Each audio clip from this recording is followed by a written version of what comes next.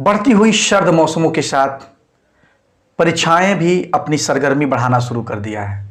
भारत की बहुत से board, UP board, ICSE board, CBSE board अपनी टाइम टेबल जारी कर दिए हैं या जारी करने वाले हैं। इस बीच में हमारे देश के प्यारे विद्यार्थियों के मन मस्तिष्क में एक विचार, एक प्रश्न उठने लगा है कि हम बोर्ड एग्जाम की तैयारी कैसे करें। तो हम आपके लिए हाजिर हैं इसी प्रश्न के उत्तर देने के लिए कि बोर्ड एग्जाम की तैयारी कैसे करें। तो प्यारे बच्चों, मैं हूं आपका टीचर विजय और आप देख रहे हैं हमारा यूट्यूब चैनल टीचर जी। तो हम बात करेंगे कि बोर्ड एग्जाम की तैयारी कैसे करें। अगर आपके पास एक अच्छा सा प्लान है, एक अच्छी सी योजना है, तो आप एक निश्चित समयावधि में ही अपनी संपूर्ण पाठ्यक्रम को तैयार करके और अपने एग्जाम में बेहतर प्रदर्शन करके अच्छे अंक और रिजल्ट हासिल कर सकते हैं। तो हम ऐसे आपके सामने कुछ बात रखेंगे, कुछ सिद्धांत रखेंगे और आप उसको फॉलो करेंगे तो मेरा मानना है कि आप अपनी एग्जामिनेशन को, अपनी एग्जामिनेशन की तैयारी को भली भांति कर सकेंगे। तो पहली जो हम आपके सामने बात रखने वाले हैं वह यह है कि जो आपका पाठ्यक्रम है, अर्थात जो आपका सिलेबस है, उस सिलेबस को आप विभाजित कर लें। इसका मतलब क्या हुआ, हम बताना ये चाहेंगे।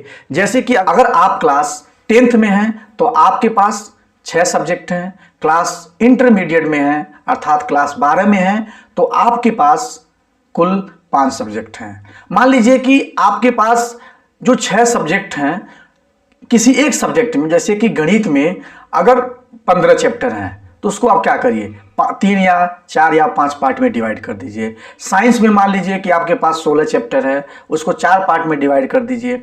इस तरह से सभी विषयों को कुछ पार्ट में डिवाइड कर दीजिए तो आपके हिस्से में 4 या 5 चैप्टर आएंगे।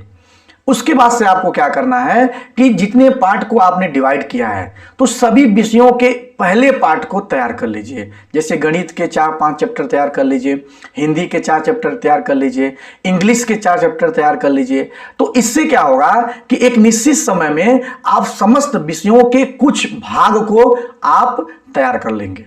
इससे आपके दिमाग में पहली बात जो एक प्रेशर होगा तैयारी को लेकर के, जो एक साइकोलॉजिकल प्रेशर होगा वह कम हो जाएगा। फिर उसके बाद से आपको क्या करना है कि विभाजित तो कर लिए। विभाजित करने के बाद से ऐसा नहीं करना है कि किसी एक विषय पर बहुत ज्यादा फोकस करें और किसी एक विषय पर कम फोकस करें। तो दूसरी जो पॉइंट है आपके सामने निकल करके आ रही है कि समस्त विषयों पर आप समान समय दें। इसका मतलब ये नहीं है कि एक विषय पर आपका ज़्यादा इंटरेस्ट है, किसी विषय में आपको इंटरेस्ट कम है, तो जिस विषय में आपको ज़्यादा इंटरेस्ट है उस पर ज़्यादा समय देंगे, जिस विषय में कम इंटरेस्ट लग रहा है उस पर कम समय देंगे। तो इससे क्या होगा कि जो आपका फाइनल रिजल्ट आएगा वो गड़बड़ हो जाएगा।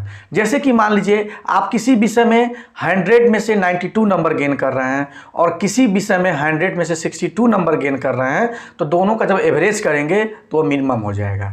इसके लिए आपको समस्त विषयों पर आपको बराबर या समान समय देना है।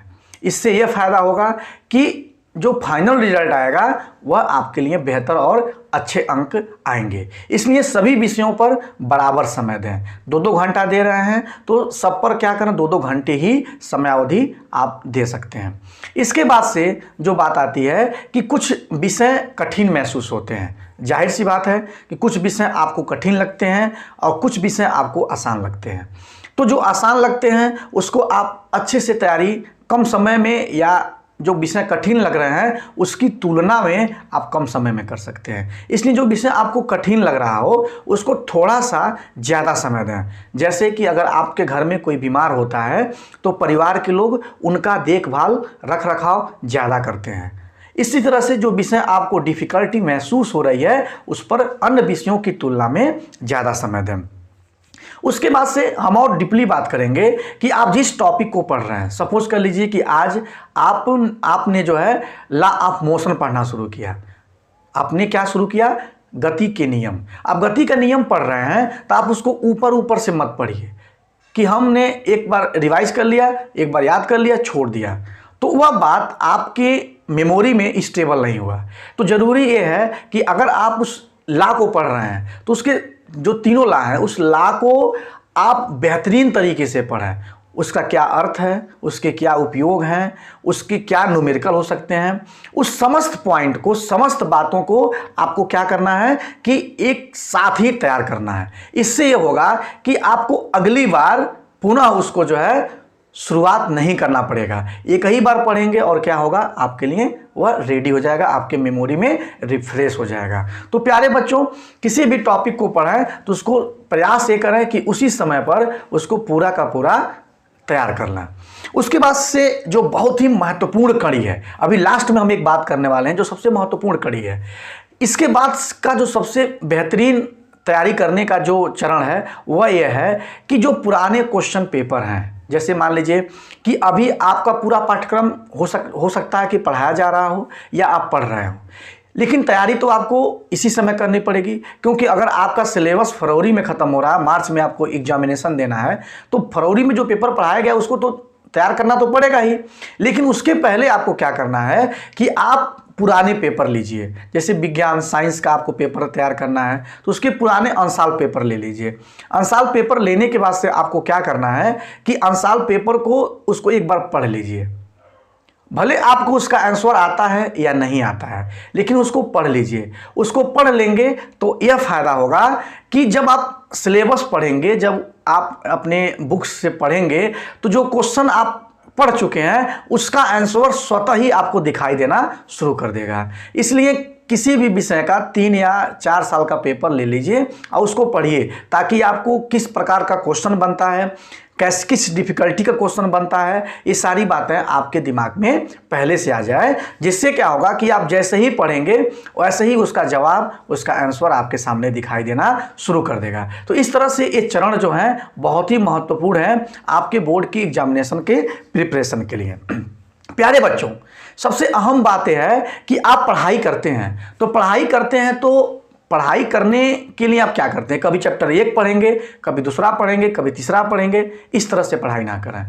आप स्किप करके, स्कीपिंग मेथड का प्रयोग ना करें, कूद करके ना पढ़ें। आप जिस चैप्टर को पढ़ रहे हैं उस चैप्टर को बहुत ही गहराई से, गंभीरता से पढ़ें।